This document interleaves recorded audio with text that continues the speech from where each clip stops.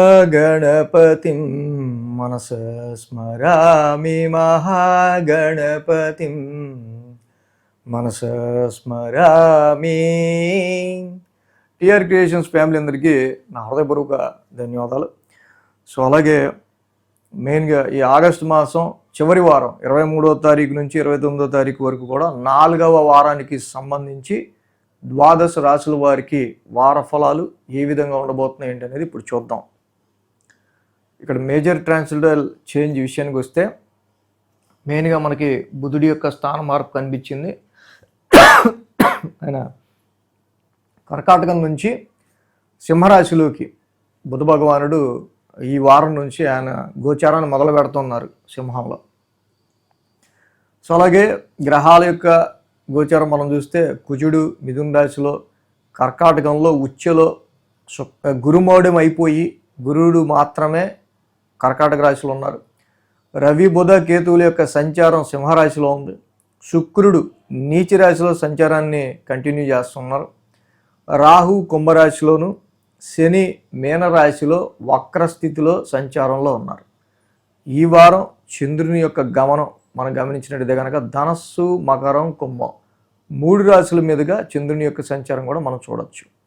So ఈ విధమైన గ్రహగతుల ఆధారంగా మేజర్ ట్రాన్సిటల్ చేంజెస్ అండ్ చంద్రగమనం ఆధారంగా ద్వాదశ రాశుల వారికి సంబంధించి ఈ వారం ఏ విధంగా ఉండబోతుంది అనేది చూద్దాం. మేషరాశి వారికి సంబంధించి చూద్దాం. మేషరాశి వారికి సంబంధించి మనం చూసినట్టయితే కనుక ఈ రాశికి తృతీయంలో కుజుడు యోగిస్తున్నారు, లాభంలో రాహు యోగిస్తున్నారు. 2 గ్రహాల యొక్క అనుకూలత ఉంది. రాశ్యాధిపతి కుజుడు పరాక్రమ స్థాన సంచారంలో ఉండటం, చాలా ధైర్య సాహసాలు చక్కగా, అలాగే ఏ విషయంలో కూడా వెనుకంజ వేయకుండా మంచి ధైర్యంతో మీరు డెసిషన్స్ తీసుకుంటూ ముందుకు వెళ్ళగలిగే సత్తాని కుజుడు ఇస్తున్నారు. ఎప్పటి నుంచో చెప్తూ ఉన్నా Rahu one of the best planet present situations మేషరాశి వాళ్ళకి.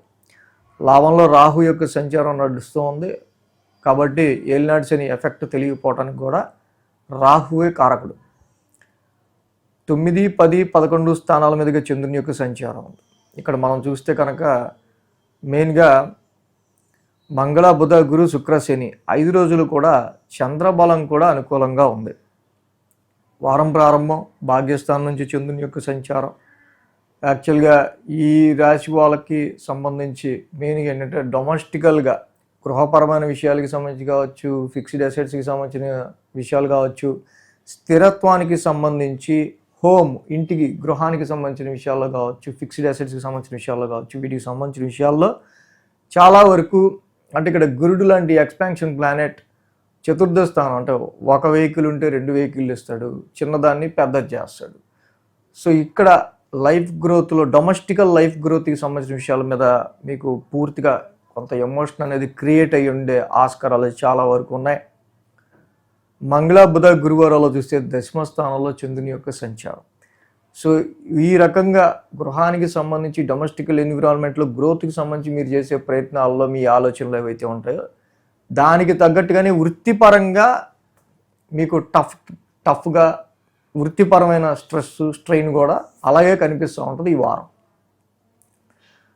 సో దానిలో ఇక్కడ మెయిన్గా మంగళ బుధ గురువారాల్లో 10వ స్థానంలో చంద్రుని యొక్క సంచారం ఇటు డొమెస్టికల్ ఎమోషన్ని అలాగే ప్రొఫెషనల్ స్ట్రెస్ని రెండింటిని కూడా బ్యాలెన్స్ చేసుకుంటూ ముందుకెళ్లాల్సిన అవసరం మంగళ బుధ గురువారాల్లో ఈ రాశి వాళ్ళకి కనిపిస్తూ ఉంది. శుక్ర శనివారాలు చూస్తే లాభస్థానంలో చంద్రుని యొక్క సంచారం. లాభంలో చంద్రుడు ఉన్నారు, అక్కడ రాహు కూడా ఉన్నారు జనరల్గా. సో ఇది ఇక్కడ ఈ వారం నుంచి ట్రాన్సిట్లోకి వచ్చిన బుధుడు కానీ, గత వారం నుంచి ట్రాన్సిట్లోకి వచ్చిన రవి కానీ, అక్కడే ఉన్న కేతు కానీ ఏవి కూడా పంచమ స్థానాలు అనుకూలంగా లేదు.